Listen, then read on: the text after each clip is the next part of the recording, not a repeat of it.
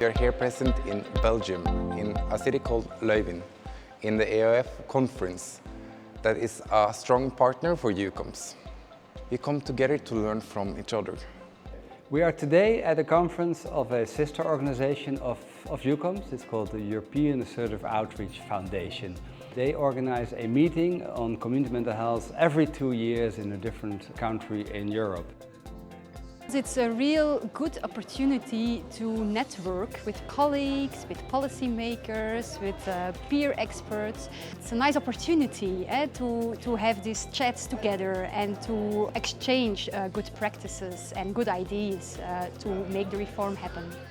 It gives voices to all the people who is part of mental health. I think it's an opportunity to grow a lot as a professional and as a human being too.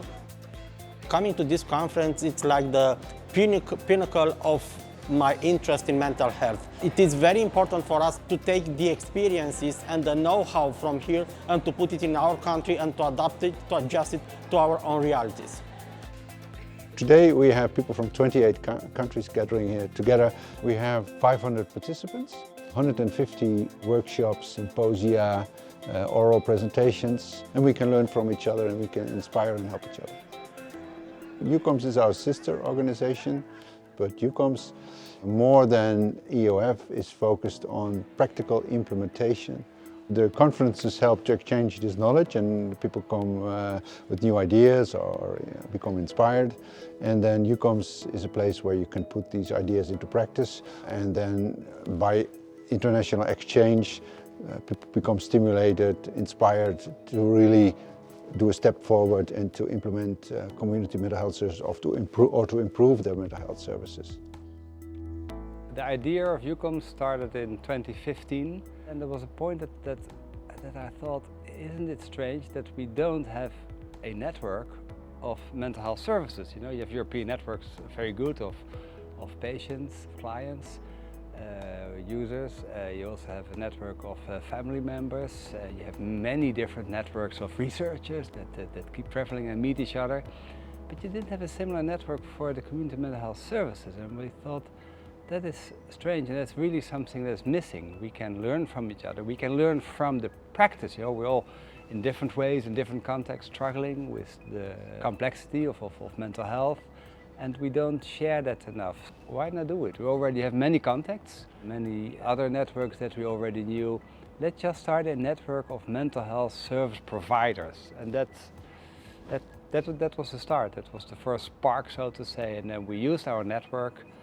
We got together in a meeting of the European Assertive Outreach Foundation, in fact, where I'm now also in a meeting of that network. And then we brought 10 countries together, people from 10 different countries. It was a meeting in Oslo in that year. And they all said, yeah, that's a good idea, let's do it. So then we had to start. We had 10 countries, 10 different services from different countries in Europe. And then we just started. And in the first year we thought we're going to describe the perfect model of community mental health care. I come from the Netherlands, then we have the FACT model, flexible service community treatment. You have people from Trieste, from Italy, they had the Trieste model. You have people from England, they have the community mental health model. You have people from Lille in France, they had their model.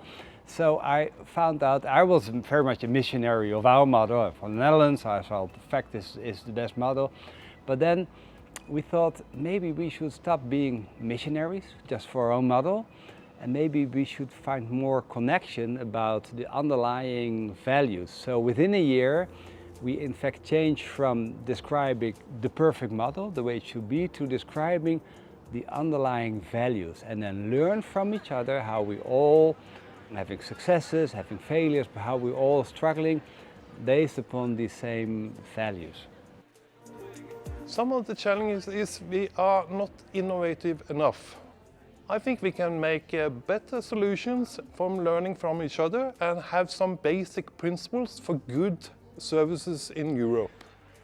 EUCOMS facilitate study visits, and Spain and Norway had a really great one. Both Spain and Norway got better in recovery practice. The Norwegians visited Spain, And the Spanish were a little bit embarrassed about, we don't have the resources, Norway is much richer, they have more resources so they can organize better care.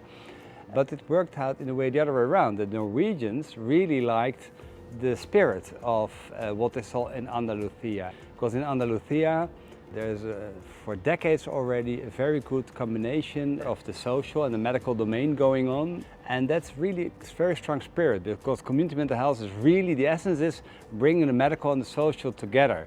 So I remember that I was in a symposium with Helge Chelta and asked him, if there's one thing you can bring from Spain and you want to bring it to Norway, what would it be? And he said, the spirit. To be quite honest, I think we in Norway are a little spoiled with all our oil money. We don't have to innovate and use the network resources. We only employ another staff member, another team member, and that's not sustainable in the long run. I learned a lot in this network. From the Czech Republic and also now from Romania, we have to use our resources also in the high-income countries in a much better way. This is something that I learned from the social learning theory. And the essence of it is that everybody knows something and nobody knows everything. And this is, for me, really, this is a leading principle in my life, in my work. Because it means you just cannot leave an important topic as mental health only up to the experts. Because also the experts, they will always miss out some things. So you need the perspectives of the people with lived experience, but also the knowledge and the skills of people who have a more practical education and training. You need it all to deal with the complexity and to understand the complexity and to be able to get better at it. For the time being, I'm doing a PhD in the innovation. And in my innovation journey, the most important thing is the principle of use of peer expertise, both in my research and my implementation and entrepreneur skills. The use of peer expertise is so vital because they know what works and what doesn't. I have the learning from each other consensus paper from EUCOMS. And the key principles are a number of key principles, and one of them is the peer expertise. I'm really proud of our process to come to our consensus document. We took the first 3 years to build our identity. Then we decided there are 6 principles. First of all, it's about serving the human rights, and that's the foundation of it all. It's also about a public health approach, that you not only look at the individual patients. And the third is a recovery approach, so that we build on what's strong and not just what's wrong, but also that we combine that with the importance of evidence-based practices. And the fifth is that we work in networks, this interdisciplinary context, but also the networks not just within the care, but also outside of the care. Mental health care is too big a topic for mental health care alone. And the sixth principle is that we think that the lived experience is as much important as a resource as science and as practice. I'm really proud of the document, and I'm proud of all the discussions that this has stimulated. I'm proud of that we did have these exchanges, and that we keep meeting 2 times per year somewhere in Europe, and that we always visit each other's sites, and that we are also ready to show and share our struggles. One of the good things of these conferences is that we can organize study trips. And in that way we can reach a lot of people who are making good things in the community mental health care, and we can bring them together on site to have a look how we organize things and how we can learn from each other on site. It's not just about being in a nice conference room and meeting many people. We will have a site visit.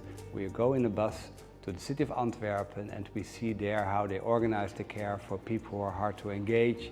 And we see also the acute mental health care in this big urban port city of Antwerp. And that for me is typical of EUCOMS.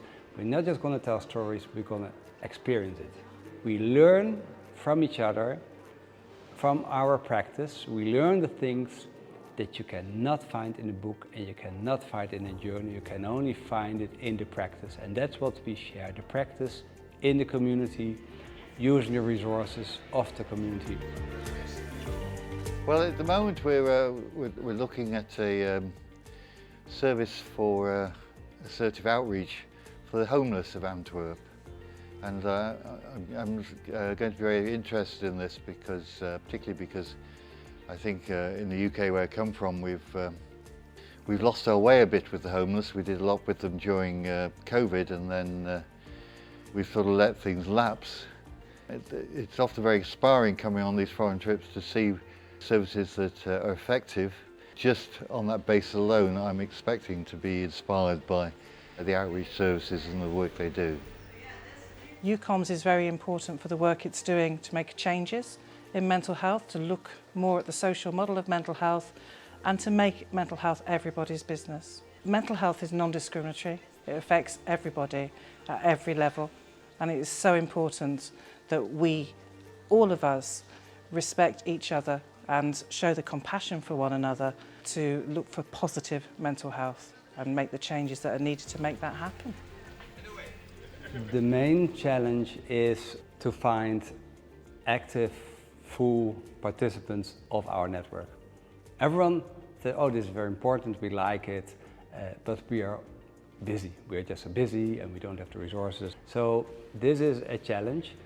If you think, oh, I like this idea, you work for mental health service, you know, always free to contact us via our website. We're always open to explore and discover new mental health services. What I would like to see happen is that more services join us, and that this movement of a human rights-based community mental health care becomes a natural way of practice. For EUCOMS, it's important for people with lived experience to be a co-creator when it's about services. In the Japanese tradition, when a pottery is broken, they fill it with gold, and that's about peer expertise. Peer expertise, there is something broken, but you fix it, you repair it, that's recovery, and it will turn out to be more beautiful.